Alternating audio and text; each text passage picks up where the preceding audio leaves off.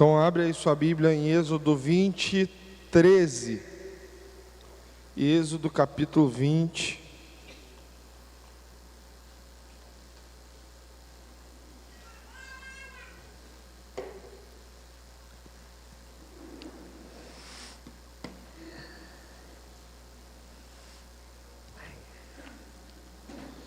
Abriu aí? O que está escrito aí na sua Bíblia? Não matarás? Não mate? Outras versões estão, não assassinarás, como está aqui. Bom, isso está escrito na Bíblia. Não mate, né? Não matarás, não assassinarás, não é isso? Está na Bíblia. Mas na nossa lei também do nosso país, também é proibido matar alguém, não é isso? Eu acho que está dando um eco aí o som, tá, gente? Está dando um... É proibido realizar um assassinato, matar alguém. Obrigado. Mas na nossa própria lei humana existe uma diferença. Se você é advogado aí, você pode até me ajudar agora. Na própria lei humana existe uma diferença entre um crime, uma pessoa que matou a outra, né? Quando é doloso e culposo, não é isso? O que isso significa? Que existe uma diferença entre alguém que foi morto, né? Alguém que matou outra pessoa por um atropelamento, é diferente de alguém que matou o outro com os 3 tiros. Existe uma diferença nesse caminho. Existem situações onde a gente fica com pena até dos dois. Por exemplo, um senhorzinho, às vezes de mais idade, está com alguma debilidade, ele vai atravessar no lugar errado, aí vem um carro e mata aquela pessoa idosa. Aí você fica com pena dos dois, porque você fica com pena da pessoa que atropelou, cometeu aquela situação, você fala, meu Deus, o cara não teve nem culpa, mas vai ficar com essa marca aí no coração. E você fica com pena do idosinho, ainda que ele esteja errado na situação, você fica com pena dele, você fala, poxa, já tem mais idade, né? Você fica com pena ali. Mas existem algumas situações onde você fica revoltado. Por exemplo, quando a gente ouve falar de alguém que foi assaltado, e quando chegou lá, a pessoa não tinha o que o bandido queria, e aquele bandido vai lá e mata a pessoa assim no sangue frio, porque não deu o que ela queria, ou não tinha ali naquele momento. Isso acontece também quando saiu um tempo atrás uma notícia onde 2 jovens saíram escondidos dos seus pais, falaram para os seus pais que iam dormir na casa de amigos, e na verdade eles saíram juntos, foram acampar no meio do mato. E quando chegou lá, tinha um monte de marginal, aqueles homens mataram o rapaz, estupraram a menina durante dias, e depois mataram a menina. Aí você escuta isso, irmão, você fica revoltado. Alguns tipos de mortes nos revoltam. Mas me parece que quando nós lemos aqui em Êxodo 20, capítulo 13, me parece que esse tipo de morte que Deus está falando não é uma morte intencional, não é uma morte que tem a crueldade, aquela intenção de fazer o mal, né? De dar lugar à maldade, de dar lugar ao instinto, ao ódio do coração. Parece que esse não matarás é quando a pessoa ela tem uma decisão. O que eu estou falando aqui é o contrário, é quando você não tem intenção de cometer, acontece algum problema, algum incidente.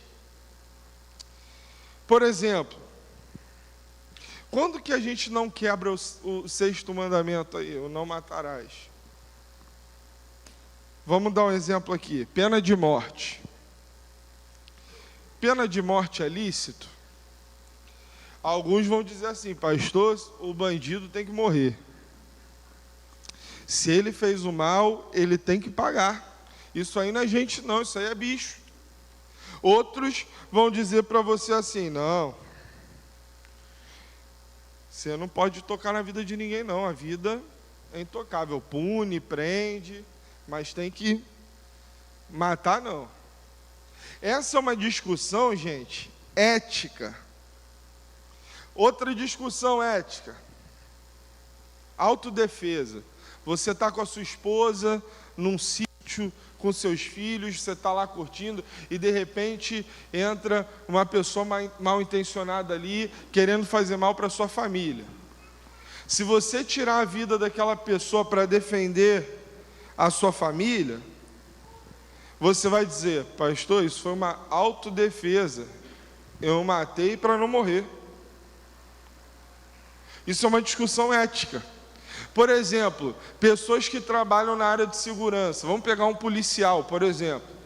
O policial ele vai fazer uma operação e ele é recebido pelos bandidos com toda sorte de armas aí que você pode falar. E aí você vai ter um grupo de pessoas que vai dizer assim: um cristão não pode ser policial. E aí a pergunta que você faz é: o que ele vai fazer? Ele vai entrar ali e vai falar: Senhor, me ajuda a desviar dos cheiros. Matrix, né? Vai começar a fazer um movimento ali meio Matrix. Mas no ofício da garantia, da defesa, né, da sociedade, as pessoas têm que cumprir a sua missão policial, porque senão a gente estaria mais perdido do que a gente está hoje, não é isso, gente? Outra discussão ética que é pertinente para os dias que nós estamos vivendo é se é lícito matar numa guerra.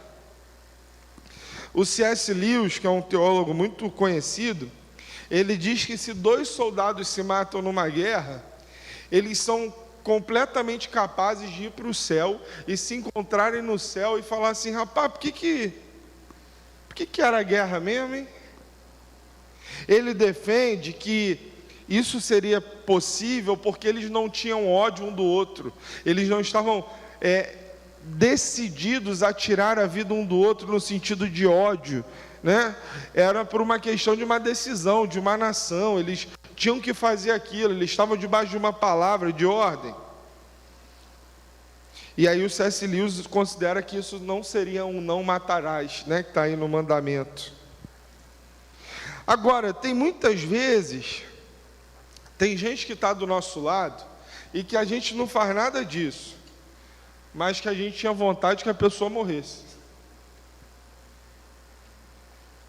E aí parece que esse sentimento é muito mais forte do que aquele que executou uma morte sem raiva, por exemplo, no cumprimento do seu dever. Outra questão ética muito séria é o aborto. Vira e mexe, isso é pauta política. É lícito o aborto? Não é? Nós tivemos uma época onde teve uma eleição no Brasil, onde a Dilma foi eleita presidente, né? Não presidenta, não é isso, gente? Né? Presidente. É difícil, né? Falar presidenta. Mas foi eleita presidente. Mas, se você lembrar, uma pauta que ajudou com que ela fosse eleita foi porque ela se comprometeu de que ela não seria a favor do aborto. Ela quase não foi eleita por essa questão, porque o país ficou dividido nessa história, dizendo assim: olha, ela vai ser a favor do aborto, então não vamos eleger. Mas ela se comprometeu de dizer que ela não apoiaria o aborto, e por isso ela foi eleita. Uma outra questão muito séria é a eutanásia. Desliga ou não desliga o aparelho? Pastor, enquanto tem vida, tem que deixar o aparelho ligado. O outro vai dizer assim: mas você deixar o aparelho ligado é você também forçar uma vida que não consegue ficar sozinha. É uma discussão séria, gente. A gente pode passar um pouco dessa questão, dessas discussões éticas da sociedade, no sentido de não matarás, mas a gente também pode se aprofundar mais um pouco. Por exemplo, tantas nações, eu citei a África, aqui alguns países ali na África, que você vai, que as pessoas morrem de fome, que tem pobreza extrema, e nós temos uma organização mundial que cuida das nações, mas parece que os recursos não chegam naquele lugar. É uma questão que nós precisamos discutir também. Outra discussão séria, crimes ecológicos. É certo ou não é certo matar um animal, por exemplo? Pastor, para comer é lícito, a Bíblia tem isso, né? Se for para comer. Mas outra coisa, irmão, é diferente de você matar ajudar a dizimar aí um mico-leão dourado. E não somente o animal, você desmata tudo, acaba com tudo, acaba com a lagoa onde o sapo fica, os passarinhos, você vai destruindo tudo. Será que nós temos esse direito, gente? Eu falei com vocês aqui, eu dei uma introdução um pouquinho longa, para dizer para você que quando a gente fala sobre não matar, nós temos uma discussão enorme, uma discussão ética na sociedade. Mas eu não quero falar sobre essas questões, eu quero falar hoje sobre a morte que às vezes acontece das pessoas que convivem com a gente, perto de nós. Por isso eu dividi essa palavra em alguns tópicos que eu quero falar com vocês aqui hoje. O primeiro que eu tenho aqui é: não matarás. Primeiro significa não se vingue. A vingança que nós empreendemos, a visão que nós temos de vingança, muitas vezes ela é um retrato do que está escrito lá em Êxodo 21, 24, onde nós temos a lei do talião, que diz o quê? Olho por olho, dente por dente. Aí você vai falar assim: pastor, então, o texto aí está dizendo que a gente pode se vingar. Mas esse texto, ele não estimula a vingança, irmão. O texto, na verdade, ele está limitando, eu quero que você entenda isso comigo, o texto ele está limitando até onde você pode ir para você ser ressarcido. Então, o que o texto está dizendo é: se alguém roubou um boi seu, você vai lá e você pega da pessoa um boi. O que o texto está dizendo é assim, você limita onde você vai ser ressarcido. O que acontece com a gente? Se alguém roubou um boi meu, eu vou lá e vou roubar todos dele, porque é olho por olho, dente por dente. O que o texto está dizendo que olho por olho, dente por dente é um limite. Se você tomou uma cusparada no seu rosto, você não pode devolver um tiro na pessoa. Tem gente que vê um filho fazendo pirraça, irmão, e dá na cara da criança. Tem gente que o filho, você bota a comida ali, o filho começa a fazer birra para comer, e aí o pai, a mãe pega o que tiver na frente e dá na criança, machuca a criança. Pastor, quando eu fui criado, quando eu era criança, eu apanhei de tudo, estou vivo. Mas deixa eu te falar uma coisa, não é porque foi assim que foi com você que isso está certo. Corrigir é uma coisa, espancar é outra, você concorda? Olho por olho, dente por dente, na verdade é um limite, ele restringe o limite da vingança. Já no Velho Testamento, irmão, esse limite é colocado para que a gente não passe da conta. O nosso ódio, a nossa sede de fazer mal para o outro, a nossa vontade de matar o outro, as nossas palavras dizem assim: o nosso sistema de defesa público não está ajustado, então eu tenho que fazer justiça com a minha própria mão. Irmãos, não matarás envolve a gente repensar um monte de sentimento de crueldade, de vingança que tem no nosso coração. Um monte de desejo ruim, que a gente olha para o outro e a gente coloca aquele desejo ruim sobre o outro. E eu quero ler com você o que está lá em Mateus 5,38.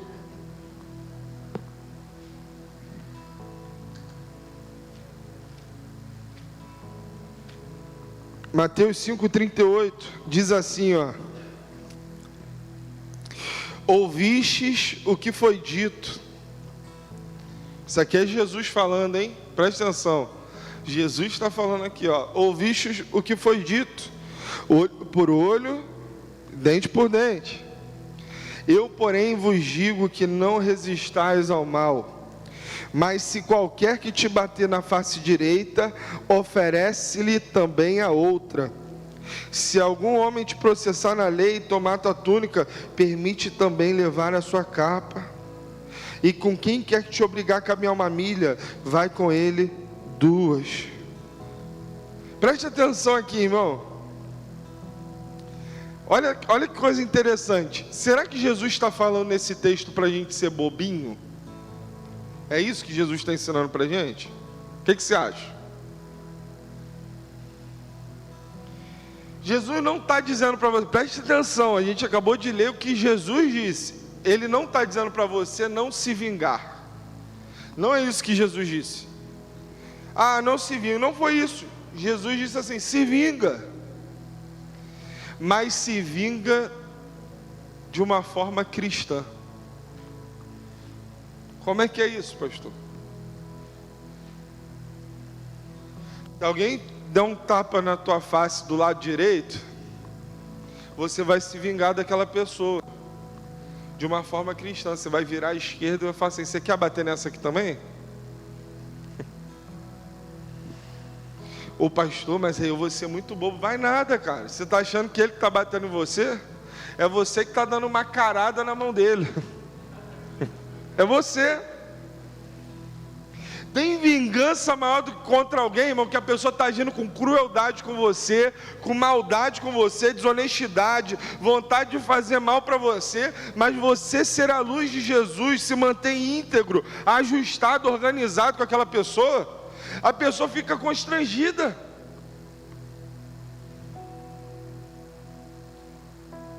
A impressão que se tem, quando a gente lê isso, é que Jesus está dizendo assim, não, apanha calado.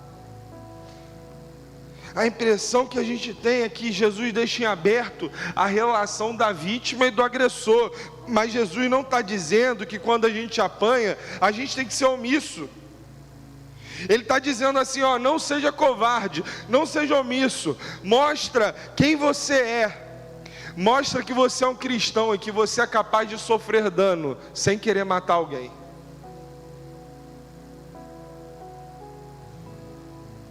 Romanos capítulo 12, vou abrir com vocês aqui, Romanos 12,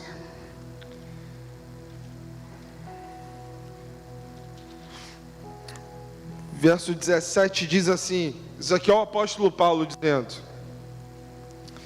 não retribuais a nenhum homem mal por mal, procurai as coisas honestas à vista de todos os homens. Se for possível, no que depender de vocês, viver em paz com todos os homens.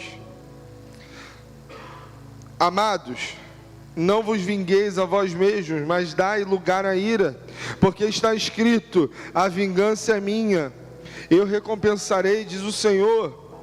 Portanto, se o teu inimigo tiver fome, ó que difícil é isso aqui, gente. Ó como é que isso aqui é difícil, hein? Se o teu inimigo tiver fome, alimenta-o.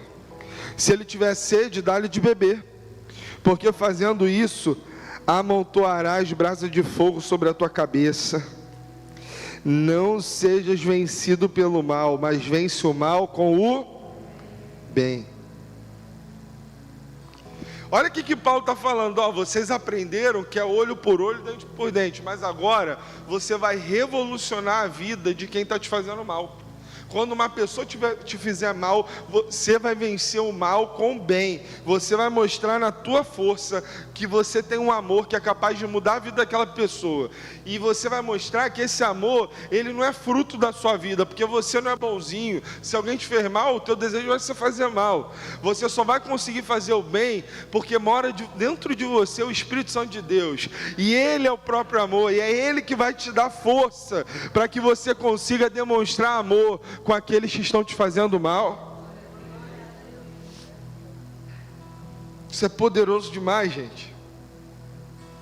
Eu ouvi uma história que um pastor estava conversando com uma irmã, e toda igreja tem essa figura aqui que eu vou falar para você. Sabe aquela irmã abençoada? Sabe assim? Pessoa um pouquinho crítica assim, sabe?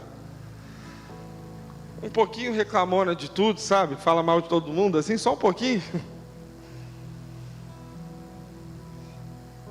Aí ele foi visitar essa pessoa e aquela mulher começou a falar com ele mal de todo mundo, falando, e ele dizendo: eu entendo, irmã, poxa, eu não sabia que você se sentia assim, eu entendo.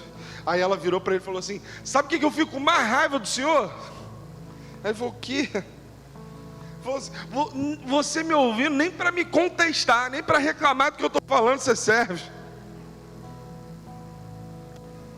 Ele viveu com ela a postura de Jesus, gente. Ele fez isso, ele deu uma carada na mão dela. Foi ele. E ela não teve coragem de bater na face esquerda. A segunda questão que eu queria pensar aqui com vocês é que não matar significa não proíba ninguém de viver junto a você.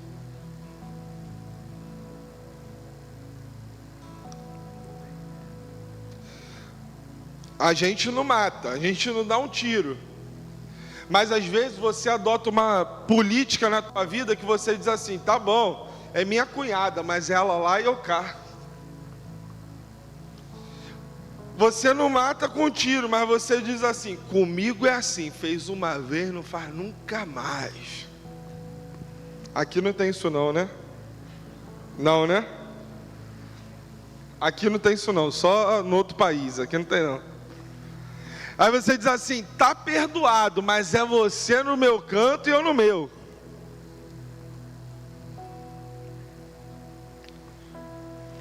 Não matarás. Não proíba as pessoas de viverem junto de você. Às vezes a gente não mata com um tiro, mas a gente mata no coração. Às vezes a gente não mata com uma facada, mas a gente mata no sentimento. É como se Jesus dissesse pra gente: vai atrás dos que te feriram.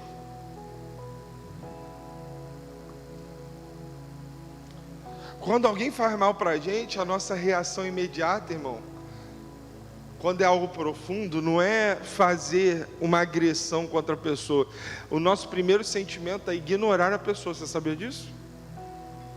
A reação que a gente tem é de querer fingir que a pessoa não existe. Aí você diz assim: tá bom, tá perdoado, mas vai pro diabo que te carregue. Vai embora. Não fica perto de mim não. Tá perdoado. Mas o grande segredo da gente não matar é a gente restabelecer a vida. Esse é o grande segredo de não matar.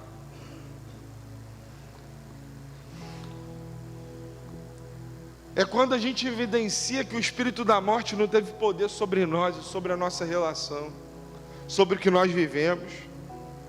Eu não estou dizendo aqui, eu quero que você entenda o que eu estou falando. Eu não estou dizendo aqui que se você conhece alguém que abusou de criança, abusou de uma mulher, que, pastor, então eu tenho que trazer essa pessoa para dentro da minha casa. É claro que não, você tem que ser prudente. Não é isso que eu estou falando. Eu não estou falando sobre esses casos onde oferece um perigo à vida. Vocês estão entendendo o que eu estou dizendo? Qual é o conceito que eu estou dizendo? Não é sobre isso. O que eu estou dizendo é que ignorar alguém também é uma forma de matar aquela pessoa. E nós temos que pensar isso, irmão, porque muitas vezes nós estamos matando pessoas da nossa própria família. Eu já vivi isso, eu já estive em enterros, em velórios, onde você está numa família, onde os filhos não se falam, e para um entrar, o outro tem que sair do lugar, irmão. E o teu questionamento ali, você fica assim, meu Deus, aqui o pai ou a mãe está ali morto, e nem aqui há uma trégua entre os filhos, eles não conseguem ficar no mesmo ambiente. Isso é matar a pessoa. Mateus 5:21 diz assim, ó. Eu vou abrir aqui com vocês, 5:21. Diz assim: ouvistes o que foi dito pelos antigos, não assassinarás, mas qualquer que assassinar estará sujeito a julgamento. Eu, porém, vos digo, quem quer que sem motivo se irá contra seu irmão, estará sujeito ao julgamento. E qualquer que disser a seu irmão, raca, estará sujeito ao concílio. E qualquer que lhes disser tolo, estará sujeito ao fogo do inferno.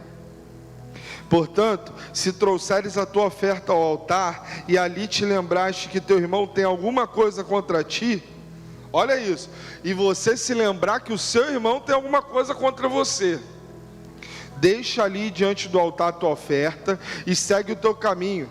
Primeiro reconcilie-te com teu irmão, e então vem e oferece a tua oferta.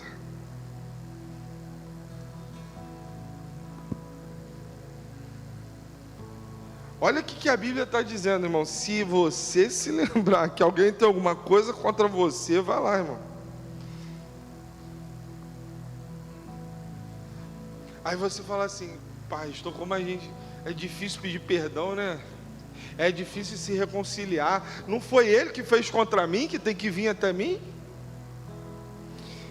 Mas o texto também se aplica para o outro lado. Na NVI diz assim, ó, na versão NVI diz: vá a teu irmão e mostre o erro e traga à luz o problema.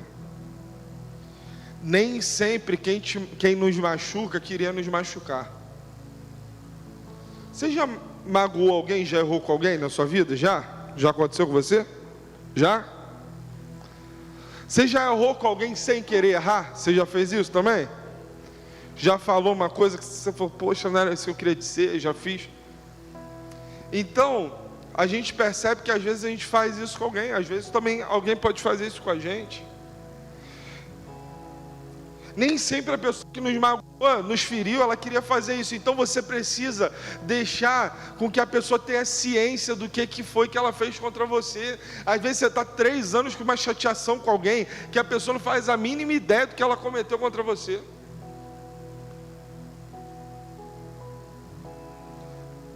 Uma vez eu estava, se você me conhece, você sabe que eu gosto muito de criança, eu gosto de criança demais.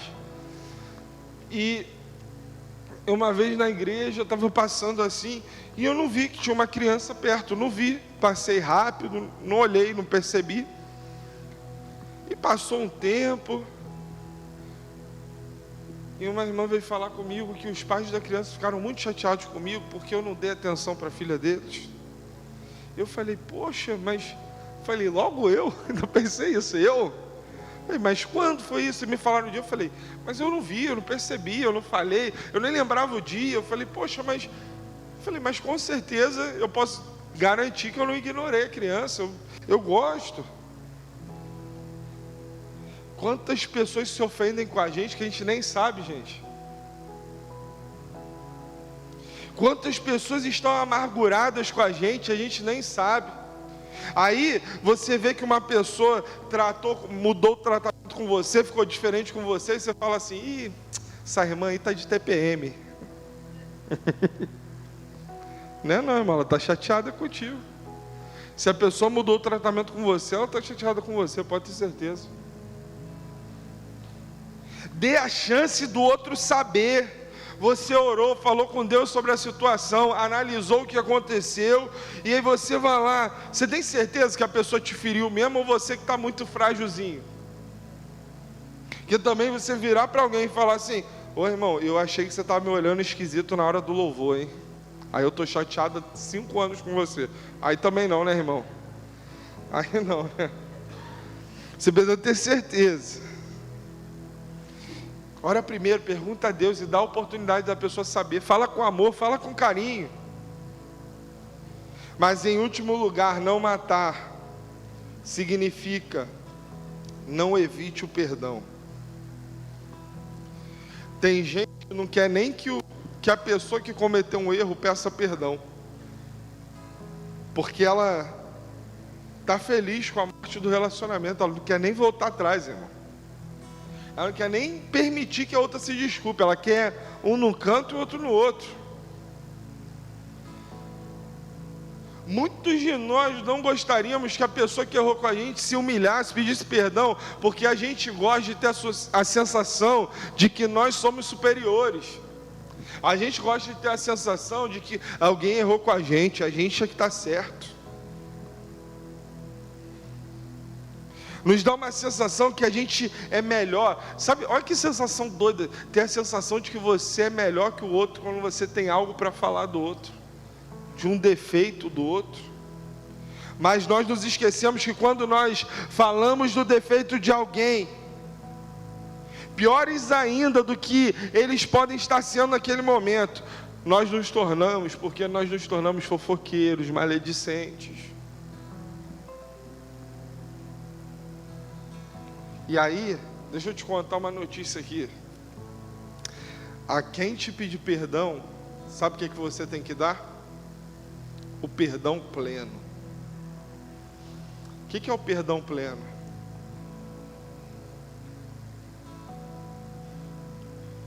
Perdão pleno é quando você é capaz de perdoar aquela pessoa de tal forma que o que aconteceu ficou no passado.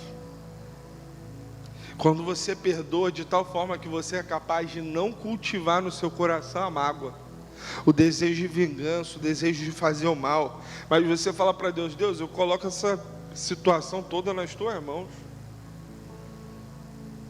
Eu tenho que perdoar quem me pede perdão, e até quem não me pede perdão. Por que perdoar é tão difícil, gente? Se quando a gente não perdoa, o único prejudicado somos nós mesmos.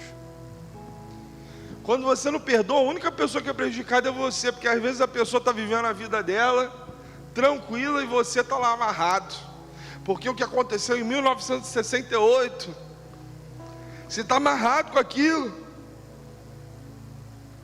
Aí você vai falar assim: tá bom, pastor, eu tenho que perdoar quem me pediu perdão e até quem não pediu, mas como é que eu perdoo alguém que não se arrependeu? O pleno perdão é quando a gente consegue reconciliar uma relação. Esse é o pleno perdão. É o perdão que nós temos com Deus.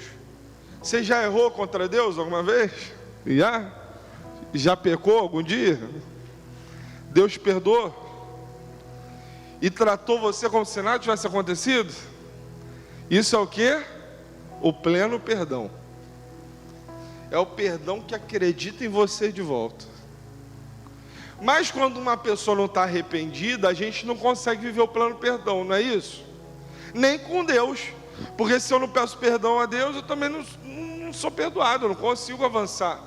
O pleno perdão é quando um relacionamento ele é restaurado. E aí a gente tem que diferenciar algumas coisas aqui. Por exemplo, eu errei com alguém e eu fui lá e pedi perdão para aquela pessoa. E a pessoa disse para mim: olha, eu entendi tudo que você falou, mas eu não quero te perdoar não.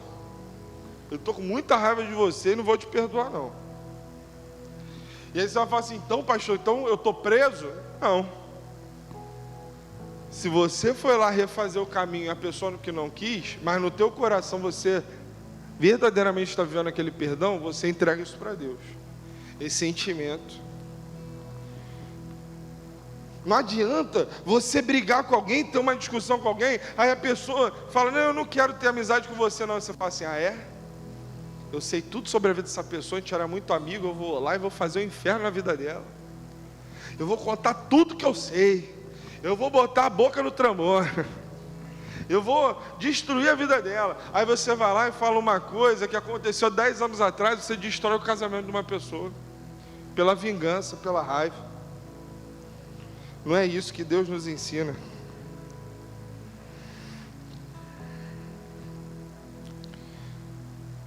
Isso é matar, gente.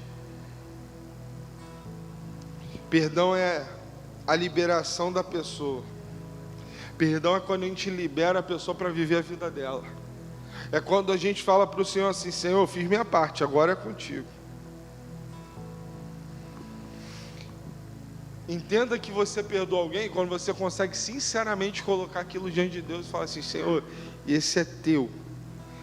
Eu quero a paz dentro de mim. Eu não quero mais viver preso nesse sentimento.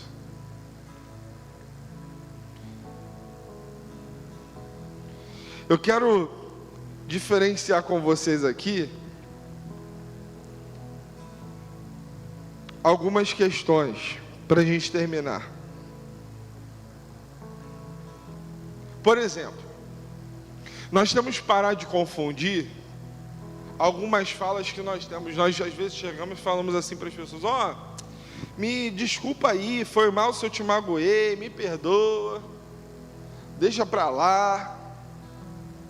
Nas nossas relações interpessoais, eu vejo isso, irmão, muitas vezes, e isso, para mim, eu vejo as pessoas sendo hipócritas. Sabe por quê?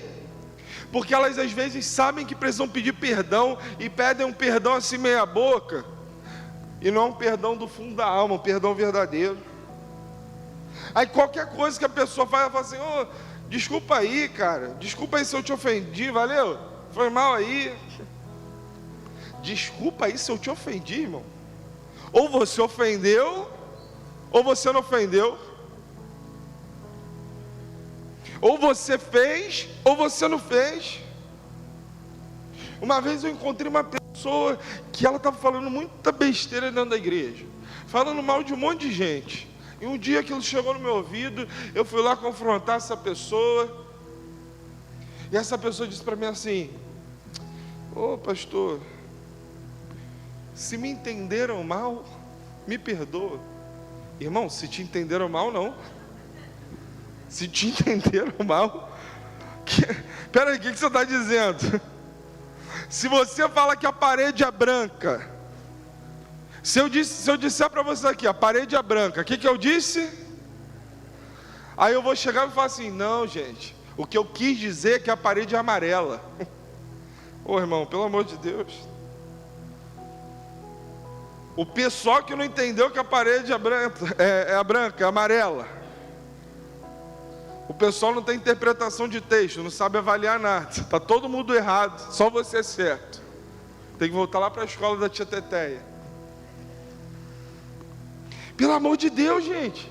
Se você errou com alguém, assume o seu erro. Na igreja, ninguém está aqui para ser perfeito. Porque a gente sabe que aqui não é lugar de gente perfeita, a gente sabe que a gente é cheio de defeito, mas nós não abrimos mão da perfeição.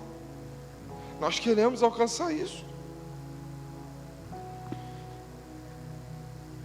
Aí a gente começa a viver a nossa vida com Deus do mesmo jeito que a gente vive a nossa vida lá fora. Sabe como é que é a nossa vida lá fora? A gente vai dando um jeitinho. Não é assim que você faz?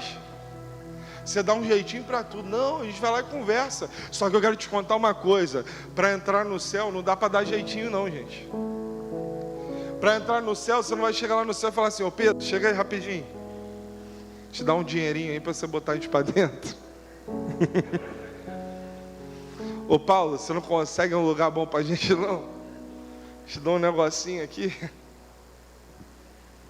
No céu não vai ter jeitinho, gente. Já teve gente que saiu aqui da igreja para falar assim: pô, porque a gente não deu um jeitinho. Porque a gente falou assim: irmão, isso está errado, você tem que arrumar a sua vida. Você não pode continuar desse jeito. Aí a pessoa vai embora, porque ela quer um jeitinho. Como eu também já recebi gente aqui que falou: pastor, eu estou aqui porque aqui ninguém está passando a mão na minha cabeça quando eu estou errado. Eu estou aqui com gente falando a verdade para mim.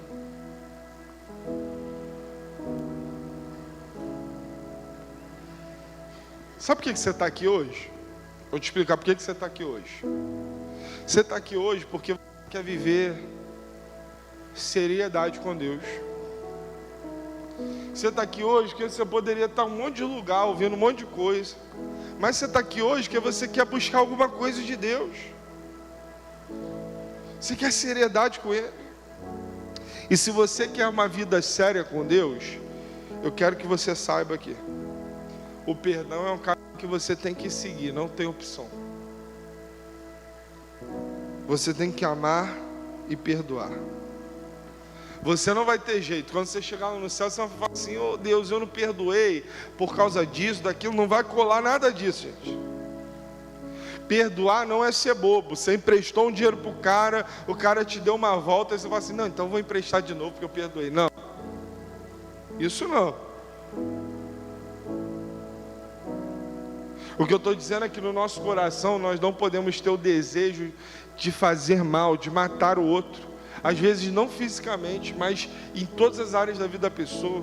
O desejo de intentar o mal, de fazer maldade com o outro.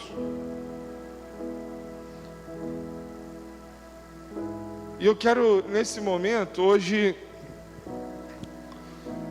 nós vamos fazer uma coisa diferente aqui no final.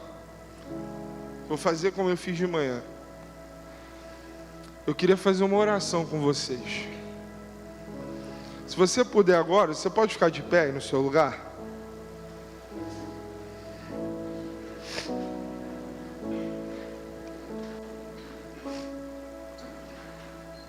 Eu queria que você fechasse seus olhos e colocasse a mão no seu coração agora.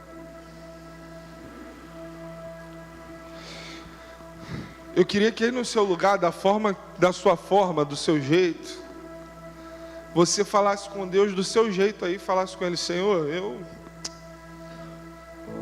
eu não quero me vingar não. Eu não quero inibir o perdão na minha vida não. Eu não quero ser uma pessoa amargurada. Eu não quero não, Senhor. Eu tenho muitas coisas aqui, Senhor, para falar para Ti, de coisas que fizeram contra mim. Mas o maior triunfo que eu tenho é de não me parecer com essas pessoas. Mas eu escolho retribuir o bem, a maldade com o bem. Nos ajuda, Senhor. Nos ajuda a ser promotores de cura, de perdão, de amizade, de restauração. Nos ajuda, Senhor, a ir atrás de alguém que talvez saiu da igreja porque está ofendido, que está magoado. Nos ajuda a ir atrás dessas pessoas, Senhor, com carinho, com amor. Nos ajuda, Senhor. Nós não queremos ser pessoas presas, mas nós seremos livres, porque o Filho nos libertou. Nos ajuda a ter um coração perdoador, um coração como o do Teu Filho Jesus. Nos ajuda a nos parecer contigo, Senhor. Que mesmo sabendo que Judas ia te trair, o Senhor chamou ele de amigo. Mesmo sabendo que ele ia te trair, o Senhor lavou os pés dele, Senhor. Que haja esse sentimento na gente. Muda a nossa vida, o nosso coração, porque nós queremos nos parecer contigo. Em nome de Jesus nós oramos. Amém.